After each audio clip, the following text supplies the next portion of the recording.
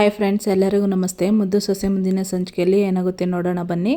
ನೋಡೋದಕ್ಕೆ ಮುಂಚೆ ಯಾರು ವಿನೋದ ವೈಎಂ ಬ್ಲಾಗ್ಗೆ ಸಬ್ಸ್ಕ್ರೈಬ್ ಆಗಿಲ್ವೋ ಪ್ಲೀಸ್ ಸಬ್ಸ್ಕ್ರೈಬ್ ಆಗಿ, ಲೈಕ್ ಮಾಡಿ, ಶೇರ್ ಮಾಡಿ, ಕಮೆಂಟ್ ಮಾಡಿ, ಬೆಲ್ಲೈಕಾನ್ ಆಲ್ ಅಂತ ಒತ್ತಿ ಫ್ರೆಂಡ್ಸ್. ಹೋಟ್ಲ್ ಓನರು ಕೆಲಸ ಮಾಡ್ತಿರ್ತಾರೆ. ಅಣ್ಣ ನೀವು ಯಾಕೆ ಇಲ್ಲಿದ್ದೀರಾ, ಹೋಗಿ ಕ್ಯಾಶ್ ಕೌಂಟರ್ ಹತ್ರ ಕುತ್ಕೊಳ್ಳಿ ಅಂತ ಹೇಳ್ತಾಳೆ ವಿದ್ಯಾ. ನೀನು ಇವತ್ತಿನಿಂದ ಕೆಲ್ಸಕ್ಕೆ ಬರೋದು ಬೇಡ ಕಣವ್ವ ಅಂತ ಹೋಟ್ಲ್ ಓನರು ಹೇಳ್ತಾರೆ. ಯಾಕೆ ಇದ್ದಕ್ಕಿದ್ದಂಗೆ ಹಿಂಗೆ ಹೇಳ್ತಾ ಇದ್ದೀರಾ ವಿದ್ಯಾ ಕೇಳ್ತಾಳೆ. ನೋಡವ್ವ, ಯಾಕೆ ಏನು ಅಂತ ನಾನು ತವ ಕೇಳೋದಕ್ಕಿಂತ ಹೋಗಿ ನಿಮ್ಮ ಮಾವ ಏನು ಕೇಳು, ಎಲ್ಲ ಹೇಳ್ತಾರೆ ಅವ್ರೆ ಅಂತ ಹೋಟ್ಲ್ ಓನರ್ ಹೇಳ್ತಾರೆ. ಅಣ್ಣ, ನಮ್ಮ ಮಾವ ಇಂತವ ಕೇಳ್ಬೇಕಾ, ನನ್ಗೊಂದು ಅರ್ಥ ಆಗ್ತಾ ಇಲ್ಲ ಅಣ್ಣ ಅಂತ ವಿದ್ಯೆ ಹೇಳ್ತಾಳೆ. ಹೇಳಿದ್ನಲ್ಲವ, ಹೋಗಿ ನಿಮ್ಮ ಮಾವನ ಹತ್ರ ಕೇಳು, ಎಲ್ಲ ಗೊತ್ತಾಗ್ತದೆ ಸರಿನಾ ಅಂತ ಹೇಳ್ತಾರೆ ಹೋಟ್ಲ್ ಓನರು. ಅಲ್ಲಿಂದ ಹೊರಡ್ತಾಳೆ ವಿದ್ಯಾ. ಈಶ್ವರಿ ಸುಭಾಷನ್ನ ಮಾತಾಡ್ಲ ಏನು ಅನ್ನೋಷ್ಟೊತ್ತಿಗೆ ನವ್ಯ ಬರ್ತಾಳೆ. ಸುಭಾಷನ್ ನೋಡಿ ನವ್ಯ, ಓಹೋ ಎಳೆ ಮಗು ಅಳ್ತಾ ಇದೆ, ಫೀಡಿಂಗ್ ಬಾಟ್ಲ್ ಕೊಡ್ತೀರಾ ನೋಡಿ, ನೀವಿಬ್ರು ಅವನಿಗೆ ಸಮಾಧಾನ ಮಾಡಕ್ ಬಂದಿದ್ದೀರಾ ಅಂತ ನವ್ಯ ಹೇಳ್ತಾಳೆ. ನೋಡು ನವ್ಯ, ನನ್ನ ಮಗ ಶಾನೆ ಸೂಕ್ಷ್ಮ, ರಾತ್ರಿ ಆಗಿರೋದ ನೆನ್ಪು ಮಾಡ್ಕೊಂಡು ನನ್ನ ಮಗ ಕೊರಗ್ತಾ ಇರೋದನ್ನ ನನ್ನ ಕೈಲಿ ನೋಡೋಕತ್ತಾ ಇಲ್ಲ ಅಂತ ಈಶ್ವರಿ ಹೇಳ್ತಾಳೆ. ಎಕ್ಸ್ಕ್ಯೂಸ್ ಮೀ, ನಿಮ್ಮ ಮಗನ್ನ ಯಾರು ಸೆನ್ಸಿಟಿವ್ ಅಂತ ಹೇಳ್ತಿರೋದು? ಬರೀ ಕೆಟ್ಟದನ್ನೇ ಯೋಚನೆ ಮಾಡೋ ದೊಡ್ಡ ಯೂಸ್ಲೆಸ್ಸು ಮನುಷ್ಯನ್ಗೆ ಮಾಡಕ್ಕೆ ಅಂತ ಒಂದು ಕೆಲಸ ಇರಬೇಕು, ಇಲ್ಲ ಅಂದ್ರೆ ಬರೀ ಈ ತರ ಕೆಟ್ಟದನ್ನೇ ಯೋಚನೆ ಮಾಡ್ಕೊಂಡು ಕುತ್ಕೊಬಿಡ್ತಾರೆ ಅಂತ ನವ್ಯ ಹೇಳ್ತಿರ್ತಾಳೆ. ನೋಡು, ಅವನೇನು ಕೆಲಸ ಮಾಡಕ್ಕಿಲ್ಲ, ಅವನೇನಿದ್ರು ವ್ಯವಹಾರ ನೋಡ್ಕೊಳೋದು ಆಟಯ್ಯ ಅಂತ ಈಶ್ವರಿ ಹೇಳ್ತಿದ್ದಂಗೆ ಅಂತಾಳೆ ನವ್ಯ. ಇವನ್ ಬಂಡವಾಳ ಎಲ್ಲ ನನಗೆ ಗೊತ್ತಿಲ್ಲ ಅಂತ ಅನ್ಕೋಬೇಡಿ, ಬುಡು ಸಮೇತ ಎಲ್ಲಾನು ಬಿಚ್ಚಿಡ್ತೀನಿ. ಇವನೇನು, ಇವನ್ ಯೋಗ್ಯತೆ ಏನು, ಇವನ್ ನೋಡ್ಕೊಳೋ ವ್ಯವಹಾರಗಳು ಎಲ್ಲಾನು ನನಗೆ ಗೊತ್ತಿದೆ ಅಂತ ನವ್ಯ ಹೇಳ್ತಿರ್ತಾಳೆ. ನವ್ಯ ಫೋನ್ಗೆ ಅವರಪ್ಪ ಫೋನ್ ಮಾಡ್ತಾರೆ. ಆ ಅಪ್ಪ ಅಂತಾಳೆ ನವ್ಯ. ಹೇಳಮ್ಮ ಮಗಳೇ, ಆರಾಮಾಗಿದ್ದೀಯಾ ಅಂತ ನವ್ಯ ಅವರಪ್ಪ ಕೇಳ್ತಾರೆ. ಆರಾಮು, ಅದು ಈ ಮನೆಯಲ್ಲಿ ಹೇಗಪ್ಪ ಸಾಧ್ಯ ಅಂತ ನವ್ಯ ಹೇಳ್ತಿರ್ತಾಳೆ. ಯಾಕೆ ಮಗಳೇ, ಏನಾಯ್ತು ಅಂತ ನವ್ಯ ಅವರಪ್ಪ ಕೇಳ್ತಾರೆ. ಮತ್ತಿನ್ನೇನಪ್ಪ, ಗಂಡ ಆದವನು ಹೇಗಿದ್ರು ಪರವಾಗಿಲ್ಲ, ಆದ್ರೆ ಹೆಂಡತಿಗೆ ನಂಬಿಕಸ್ತ ಆಗಿರ್ಬೇಕು, ದುಡಿದು ತಂದು ಕೊಡೋನಾಗಿರ್ಬೇಕು. ಆದ್ರೆ ಇಲ್ಲಿರೋರು ಎಲ್ರು ಸೋಮಾರಿಗ್ಲೆ, ಅದ್ರಲ್ಲೂ ನಿಮ್ಮ ಮಳೆಯ ಅಂತೂ ದೊಡ್ಡ ಸೋಂಬೇರಿ, ಕೂತು ಕಾಲ ಕಳೆಯೋದ್ರಲ್ಲಿ ನಂಬರ್ 1. 24 ಗಂಟೆನೂ ಯಾರಿಗ್ ಮೋಸ ಮಾಡ್ಬೇಕು, ಹೇಗ್ ಮೋಸ ಮಾಡ್ಬೇಕು ಅಂತ ಕಾಲ ಕಳ್ಕೊಂಡೇ ಕೂತಿರ್ತಾರೆ. ನನ್ಗೆ ಬರ್ತಾ ಇರೋ ಕೋಪಕ್ಕೆ ಅಂತಿರ್ತಾಳೆ ನವ್ಯ. ಕೋಪ ಮಾಡ್ಕೊಂಡ್ರೆ ಎಲ್ಲ ಸರಿ ಹೋಗ್ಬಿಡ್ತಾ, ಹೊಸಿ ತಾಳ್ಮೆ ತಗೋ, ಅಲ್ಲಿ ಯಾರವ್ರೆ, ಫೋನ್ ಕೊಡು ಅಂತ ನವ್ಯ ಅವರಪ್ಪ ಹೇಳ್ತಿರ್ತಾರೆ. ನಮ್ಮ ಮದರ್ ಇನ್ಲಾನೇ ಅವ್ರೆ, ಅವ್ರಿಗೆ ಕೊಡ್ತೀನಿ ಮಾತಾಡಿ ಅಂತ ಸ್ಪೀಕರ್ ಆನ್ ಮಾಡಿ ಕೊಡ್ತಾಳೆ ಈಶ್ವರಿ ಕೈಯಲ್ಲಿ. ನವ್ಯ ಈಶ್ವರಿ ಫೋನ್ ತಗೊಂಡು ಹೇಳಿ ಬಿಗ್ರೆ ಅಂತಾಳೆ. ಏನು ಹೇಳೋದು, ಮದ್ವೆ ಅಂತ ಆಯ್ತು, ಇನ್ಮೇಲೆ ಆದ್ರೂ ಕೆಲಸ ಮಾಡಿ ಹೆಂಡ್ರು ಮಕ್ಕಳನ್ನ ಸಾಕೊಂಡೋಗೋ ಅಂತ ಈ ಬುದ್ಧಿ ಹೇಳೋದ್ ಬಿಟ್ಟು ಮನೇಲೇ ಕುಂಡ್ರಸ್ಕೊಂಡಿದ್ದೀರಾ ಅಂತ ನವ್ಯವರಪ್ಪ ಹೇಳ್ತಿರ್ತಾರೆ. ನೋಡಿ ಅದು ಅಂತಿರ್ತಾಳೆ ಈಶ್ವರಿ. ಸರಿ ನಮ್ಮ ಇಟ್ಕೆ ಫ್ಯಾಕ್ಟ್ರಿ ಹತ್ರ ಕಳ್ಸ್ಕೊಡಿ ಅಂತ ನವ್ಯವರಪ್ಪ ಹೇಳ್ತಾರೆ. ನಾಳೆ ಕಳ್ಸ್ಕೊಡ್ತೀರಿ ಅಂತ ಹೇಳ್ತಾಳೆ ಈಶ್ವರಿ. ನಾಳೆ ಅನ್ನೋದು ಆಳು ಅಂತ ಕೇಳಲಿಲ್ವೇ, ನೀವಂತೂ ಒಳ್ಳೆ ಬುದ್ಧಿ ಅಂತೂ ಕಲಿಸ್ಲಿಲ್ಲ, ಕಡೆ ಪಕ್ಷ ನಾನಾದ್ರೂ ವ್ಯವಹಾರ ಕಲಿಸ್ತೀನಿ, ಕಳಿಸ್ಕೊಡಿ ಅಂತ ಹೇಳಿ ಫೋನ್ ಕಟ್ ಮಾಡ್ತಾನೆ ನವ್ಯವರಪ್ಪ. ಅಪ್ಪ ಹೇಳಿದ್ದು ಎಲ್ರಿಗೂ ಕೇಳಿಸಿದೆ ಅಂತ ಅನ್ಕೊಂತೀನಿ. ಮಿಸ್ಟರ್ ಸುಭಾಷ್, ಸಾರಿ ಮಿಸ್ಟರ್ ಸೋಂಬೇರಿ ಸುಬ್ಬ ಹೇಳಿಸ್ತು ಅಂತ ಅನ್ಕೊಂಡಿದೀನಿ, ಬೇಗ ಹೊರಡಿ ಅಂತ ಹೇಳ್ಬಿಟ್ಟು ಅಲ್ಲಿಂದ ಹೊರಟೋಗ್ತಾಳೆ ನವ್ಯ. ಈಶ್ವರಿ ಖುಷಿ ಪಡ್ತಾ ಇರ್ತಾಳೆ. ಅದನ್ನ ನೋಡಿ, ಯಾಕಮ್ಮ ಯಾಕೆ ನಗ್ತಾ ಇದೀಯಾ ಅಂತಾನೆ ಸುಭಾಷ ನಿನ್ನ ಅದೃಷ್ಟ ಕುಲಾಯಿಸ್ತು ಕಣ್ಲಾ, ನಿನ್ನ ಪೆದ್ದ ಮಾವ ಇಟ್ಟಿಗೆ ಫ್ಯಾಕ್ಟ್ರಿನೇ ವಯಸ್ಸಂಗವನೇ ನಿನ್ಗೆ, ಹೋಗು ಕರಿತಾವನಲ್ಲ ಅಂತ ಈಶ್ವರಿ ಹೇಳ್ತಾಳೆ. ಖುಷಿಯಿಂದ ಸುಭಾಷ ಹೌದೇ ಅಂತಾನೆ. ನನ್ನ ಮನ್ಸಿಗೆ ಹಂಗ ಅನ್ನಿಸ್ತೈತೆ ಸುಭಾಷ ಅಂಡು ಅಂತ ಹೇಳ್ತಿರ್ತಾಳೆ ಈಶ್ವರಿ. ಸರಿ ಅಮ್ಮ, ಹಂಗಿದ್ರೆ ಈಗ್ಲೇ ಹೊರಡ್ತೀರಿ ಅಂತ ಹೇಳ್ತಾ ಸುಭಾಷ ಅಲ್ಲಿಂದ ಹೊರಡ್ತಾನೆ. ನಾನೀಗ ತಾನೇ ಹೇಳಿಲ್ವಾ ಎಲ್ಲದಕ್ಕೂ ಟೈಮ್ ಬರ್ಬೇಕು ಅಂತ, ನೋಡು ನಾನು ಹೇಳ್ದಂಗೆ ಈಗ್ಲೇ ಟೈಮ್ ಬಂದ್ಬಿಡ್ತು ಅಂತ ಚಿತ್ರ ಹೇಳ್ತಿರ್ತಾಳೆ. ಶಿವರಾಮೇಗೌಡರು ಸರಿ ನೀನ್ ಹೋಗ್ಲಾ ಅಂತ ಹೇಳಿ ಬಾಡಿಗಾರ್ಡ್ನ ಕಳಿಸ್ತಾರೆ. ಅಲ್ಲಿಗೆ ಭದ್ರ ಬರ್ತಾನೆ. ಅಪ್ಪಯ್ಯ ಏನು ಅಂತ ಭದ್ರನ್ನು ಶಿವರಾಮೇಗೌಡರು ಮಾತಾಡ್ತಿರ್ತಾರೆ. ಅಲ್ಲಿಗೆ ವಿದ್ಯಾ ಬರ್ತಾಳೆ. ವಿದ್ಯಾನ್ ನೋಡಿ, ಇವಳ್ಯಾಕೆ ಇಲ್ಲಿಗೆ ಬಂದ್ಲು ಅಂತಾಳೆ ಸಾವಿತ್ರಿ. ಇವಳು ಬಂದವಳೆ ಅಂದ್ರೆ ಏನಾದ್ರೂ ಒಂದು ವಿಷಯ ಇರ್ತೈತೆ ಕಣವ್ವ, ನೋಡೋಣ ಸುಮ್ಕಿರು ಅಂತಾಳೆ ವಿನಂತಿ. ಅದೇನಿದ್ದತೆ ಅಂತಾಳೆ ಸಾವಿತ್ರಿ. ಅಯ್ಯೋ ನೋಡೋಣ ಅಂತಂದೆ ತಾನೆ, ಸುಮ್ಕಿರು ಅಂತಾಳೆ ವಿನಂತಿ. ಮಾವಯ್ಯ, ನಿಮ್ ತಾವ ಒಂದು ವಿಚಾರ ಮಾತಾಡ್ಬೇಕಿತ್ತು. ಮಾವಯ್ಯ, ಯಾವಾಗ್ಲೂ ನಾನು ಹೋಟ್ಲ್ ಕೆಲ್ಸಕ್ಕೆ ಹೋಗೋದಂಗೆ ಇವತ್ತು ಹೋಗಿದ್ದೆ. ಅವಾಗ ಅಲ್ಲೇನಾಯ್ತು ಅಂತಂದ್ರೆ ಹೋಟ್ಲ್ ಅನ್ನೋರು ಹೇಳಿದ್ದನ್ನೆಲ್ಲ ವಿವರವಾಗಿ ಹೇಳ್ತಿರ್ತಾಳೆ ವಿದ್ಯಾ.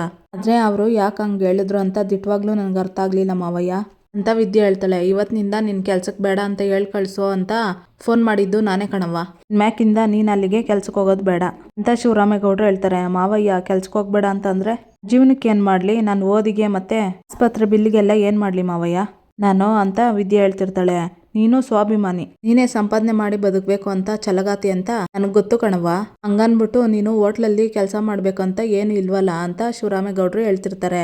ಹಂಗೆ ನನ್ಗೆ ಪಾರ್ಟ್ ಟೈಮ್ ಜಾಬು ಯಾರು ಕೊಡ್ತಾರೆ ಮಾವಯ್ಯ ಅಂತ ವಿದ್ಯೆ ಕೇಳ್ತಾಳೆ. ನಾನ್ ಕೊಡ್ತೀನಿ ಅಂತಾರೆ ಶಿವರಾಮೇಗೌಡರು. ಹೆಂಗಿದ್ರು ಗೋವಿಂದ ಊರ್ಗೋಗವ್ನೆ, ಅವ್ನ್ ಇಲ್ಲಿದ್ರು ಲೆಕ್ಕನೆಲ್ಲ ನೋಡ್ಕೊಂಡು ಆಡಿಟರ್ಗೆ ರಿಪೋರ್ಟ್ ಕೊಡೋದಕ್ಕೆ ಅವನ ಕೈಯಲ್ಲಿ ಶಾನೆ ಕಷ್ಟ ಆಯ್ತಾ ಇತ್ತು. ಇನ್ಮ್ಯಾಕಿಂದ ನೀನೊಂದು ಕೆಲಸ ಮಾಡ್ಬಿಡವ್ವ, ಕಾಲೇಜ್ಗೆ ಹೋಗಿ ಬಂದ್ಮೇಲೆ ಇನ್ಮೇಲೆ ಈ ಲೆಕ್ಕನೆಲ್ಲ ನೀನೇ ನೋಡ್ಕೊ, ನೀನ್ ಕೆಲಸ ಮಾಡ್ದಂಗೂ ಆತದೆ, ನಂಗೆ ಸಹಾಯನೂ ಆಗ್ತದೆ ಅಂತ ಶಿವರಾಮೇಗೌಡರು ಹೇಳ್ತಾರೆ. ನೋಡಿ ಮಾವಯ್ಯ, ಇಲ್ಲಿ ಗಂಟ ನಾನು ನಿಮ್ ಮಾತನ್ನ ಯಾವುದೇ ಮಾತನ್ನು ತಿರಸ್ಕಾರ ಮಾಡಿಲ್ಲ, ಆದ್ರೆ ಈ ವಿಷಯದಲ್ಲಿ ನಾನ್ ನಿಮ್ ಮಾತನ್ನ ಒಪ್ಕೊಳಕ್ ಆಗಕ್ಕಿಲ್ಲ ಅಂತ ವಿದ್ಯೆ ಹೇಳ್ತಾಳೆ. ಇತ್ತ ಸುಭಾಷ ಗಾಡಿ ಮೇಲೆ ಕುತ್ಕೊಂಡು ಸಿಗರೇಟ್ ಸೇದ್ಕೊಂಡು ಕೂಲಿಂಗ್ ಗ್ಲಾಸ್ ಎಲ್ಲ ಹಾಕೊಂಡು ಶೋಕಿ ಮಾಡ್ಕೊಂಡು ಬಂದಿರ್ತಾನೆ ಫ್ಯಾಕ್ಟ್ರಿಗೆ. ಪರವಾಗಿಲ್ಲ, ದೊಡ್ಡದಾಗಿ ನನ್ನ ಲೆವೆಲ್ಗೆ ತಕ್ಕಂತೆ ಅದೇ, ನಾನ್ ನೆಟ್ಟಿಗೆ ನೋಡ್ಕೊಂಡು ಒಳ್ಳೆ ನಂಬಿಕೆ ಗಳಿಸ್ಕೊಬಿಟ್ರೆ ಇಡೀ ಆಸ್ತಿನೇ ನನ್ನ ಜವಾಬ್ದಾರಿಗೆ ಒಪ್ಪಿಸ್ಬಿಡ್ತಾರೆ, ಆಮೇಲೆ ದಿಲ್ದಾರ್ ಅಂತ ಇರ್ಬೋದು ಅಂತ ಮನಸ್ಸಿನಲ್ಲಿ ಅನ್ಕೊಂಡು ಸುಭಾಷ ಅವ್ರ ಮಾವನ ಹತ್ರಗೆ ಬರ್ತಾನೆ.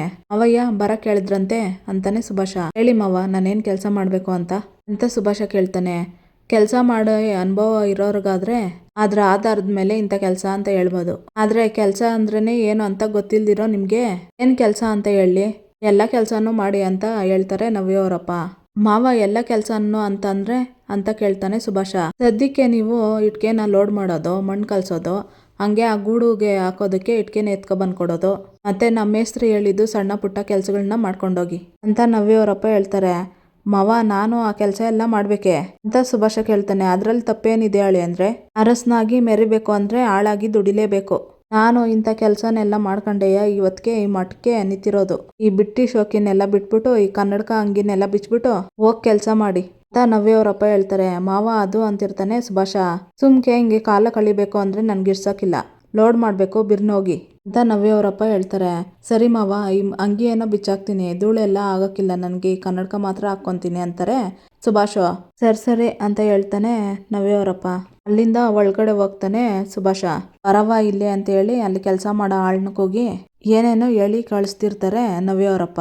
ವಿದ್ಯಾ, ದಯವಿಟ್ಟು ನನ್ನನ್ನ ಕ್ಷಮಿಸ್ಬಿಡಿ ಮಾವಯ್ಯ ಅಂತ ಹೇಳ್ತಾಳೆ. ಎಲೆ ವಿದ್ಯಾ, ಯಾಕೆ ಹಿಂಗೆ ಹೇಳ್ತಾ ಇದ್ದಿ ಅಂತ ಅಜ್ಜಮ್ಮ ಕೇಳ್ತಾಳೆ. ನನ್ನನ್ನ ಕ್ಷಮಿಸಿ ಅಮ್ಮಮ್ಮ, ನೀವೆಲ್ರೂ ನನ್ನ ಮೇಲೆ ತೋರ್ತಿರೋ ಅಕ್ರೆಗೆ ಶಾನೆ ಥ್ಯಾಂಕ್ಸು, ಆದ್ರೆ ಈ ಕೆಲಸ ಮಾಡೋದಕ್ಕೆ ನನ್ಗಿಷ್ಟ ಇಲ್ಲ, ಅದಕ್ಕೆ ನನ್ನ ಮನ್ಸಾಕ್ಷಿನೂ ಒಪ್ಪಕ್ಕಿಲ್ಲ ಅಮ್ಮಮ್ಮ ಅಂತ ವಿದ್ಯೆ ಹೇಳ್ತಾಳೆ. ಯಾಕೆ ಮಾಡಕ್ ಆಗಕ್ಕಿಲ್ಲ, ಇದು ಒಂದ್ ಕೆಲ್ಸನೇ ತಾನೇ, ಮಾಡ್ಕೊಂಡೋಗು ಅಂತಾಳೆ ಮೋಹನ. ಕೆಲವೊಂದು ವಿಚಾರದಲ್ಲಿ ದೂರ ಇದ್ದಷ್ಟು ಒಳ್ಳೇದು ಅತ್ತೆ ಅಂತ ವಿದ್ಯೆ ಹೇಳ್ತಾಳೆ. ಯಾಕೆ ಇನ್ನೂ ನೀನು ಶಿವರಾಮೇಗೌಡರು ಸೊಸೆ ಅನ್ನೋದು ಮರ್ತು ಬಿಟ್ಟಿದ್ಯಾ ಅಂತ ಸಾವಿತ್ರಿ ಕೇಳ್ತಾಳೆ. ಕ್ಷಮಿಸಿ ಸಾವಿತ್ರಿ ಅಮ್ಮ, ನಾನು ಅಲ್ಲಿ ಕೆಲಸ ಮಾಡ್ತಿದ್ದಿದ್ದು ಚೆಲುವರಾಜನ್ ಮಗಳಾಗಿನೇ ಹೊರ್ತು ಶಿವರಾಮೇಗೌಡರು ಸೊಸೆಯಾಗಿ ಅಲ್ಲ.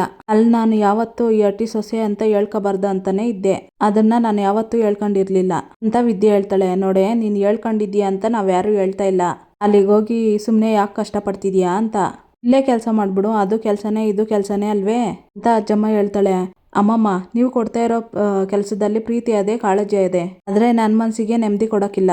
ಯಾಕೆ ಅಂದ್ರೆ ಅದು ನನ್ನ ಅರ್ಹತೆಗೆ ಸಿಕ್ಕ ಕೆಲಸ ಅಂತ ಅನ್ಸಕ್ಕಿಲ್ಲ. ನೀವು ನನ್ನ ಮೇಲೆ ಇದ್ದ ಕರುಣೆಯಿಂದ ಕೆಲಸ ಕೊಟ್ಟಿದ್ದೋ ಅಂತ ಅನಿಸ್ಕೊಂತದೆ. ನನಗೆ ಆ ಕರುಣೆಯಿಂದ ಸಿಗೋ ಜೀವನ ಬೇಡ, ಕಷ್ಟ ಆದ್ರೂ ಕಷ್ಟಪಟ್ಟು ಬದುಕೋದ್ರಲ್ಲೇ ಶಾನೆ ತೃಪ್ತಿ ಅದೇ ಅಂತ ವಿದ್ಯೆ ಹೇಳ್ತಾಳೆ. ಒಟ್ನಲ್ಲಿ ಆ ಹೋಟ್ಲಿಗೆ ಹೋಗಿ ಕೆಲಸ ಮಾಡಿ ನಮ್ಮ ಅಣ್ಣಂದು ಮತ್ತೆ ಈ ಮನೆ ಮರ್ಯಾದೆ ತೆಗಿಬೇಕು ಅಂತ ತೀರ್ಮಾನ ಮಾಡ್ಬಿಟ್ಟಿದೀಯ. ನೀನು ಅಲ್ಲಿ ಕೆಲಸ ಮಾಡೋದ್ರಿಂದ ನಮ್ಮ ಅಣ್ಣನ ಮಾನ ಮರ್ಯಾದೆ, ಈ ಮನೆ ಘನತೆ ಎಲ್ಲ ಮಣ್ಪಾಲ್ ಆಗ್ತೈತೆ ಅಂತ ನಿಂಗೆ ಗೊತ್ತಾ ಅಂತ ಸಾವಿತ್ರಿ ಹೇಳ್ತಾಳೆ. ನನ್ನಿಂದಾಗಿ ನಮ್ಮ ಮಾವನ ಗೌರವಕ್ಕೆ ಚ್ಯುತಿ ಬರ್ತೈತೆ ಅಂತಂದ್ರೆ ನಾನು ಆ ಕೆಲಸಕ್ಕೆ ಹೋಗೋಕ್ಕಿಲ್ಲ ಬಿಡಿ ಸಾವಿತ್ರಿ ಅಮ್ಮ ಅಂತ ವಿದ್ಯೆ ಹೇಳ್ತಾಳೆ. ಹಂಗಾದ್ರೆ ಶಿವರಾಮ ಹೇಳಿದ ಕೆಲಸನ ಮಾಡ್ಕೊಂಡು ಹೋಗ್ತೀಯಾ ಅಂತ ಕೇಳ್ತಾಳೆ ಅಜ್ಜಮ್ಮ. ಖಂಡಿತವಾಗ್ಲೂ ಇಲ್ಲ ಮಾಮ, ನಾನು ಒಪ್ಕೊಳ್ಳೋದಿರ್ಲಿ, ನನ್ನ ಹೊಟ್ಟೆಲಿರೋ ಮಗು ಅದಕ್ಕೆ ಒಪ್ಕೊಳ್ತದ? ನಾಳೆ ದಿನ ಒಳಗಡೆ ಬಂದ್ಮೇಲೆ ನನ್ನ ಮಗು ನಿನ್ನ ಸ್ವಾಭಿಮಾನನ ಬಿಟ್ಬಿಟ್ಟು ಅದೆಂಗ್ ಬದುಕ್ದೆ ಅಂತ ಪ್ರಶ್ನೆ ಮಾಡೋಕ್ಕಿಲ್ವಾ ಮಾವಯ್ಯ? ಇನ್ನು ಮುಂದೆ ನಿಮ್ಮ ಗೌರವಕ್ಕೆ ಧಕ್ಕೆ ಬರೋಂಥ ಕೆಲಸ ನಾನು ಯಾವತ್ತೂ ಮಾಡೋಕ್ಕಿಲ್ಲ. ನನ್ನ ಜೀವನಕ್ಕೆ ಬೇರೆ ಏನಾದರೂ ದಾರಿ ನೋಡ್ಕೊತೀನಿ. ನಾನು ನಿಮ್ಮ ಮುಂದೆ ನಿಂತು ಎದುರು ಮಾತಾಡಿದೆ ಅಂತ ಬೇಸರ ಮಾಡ್ಕೋಬೇಡಿ. ನನ್ನಿಂದ ಏನಾದರೂ ತಪ್ಪಾಗಿದ್ರೆ ನನ್ನನ್ನು ಕ್ಷಮಿಸ್ಬಿಡಿ ಅಂತ ವಿದ್ಯೆ ಹೇಳಿ ಅಲ್ಲಿಂದ ಹೊರಟೋಗ್ತಾಳೆ. ಶಿವರಾಮೇಗೌಡರು ಆಕಾಶನೇ ತಲೆ ಮೇಲೆ ಬಿದ್ದಂಗೆ ಕುತ್ಕೊಬಿಡ್ತಾರೆ.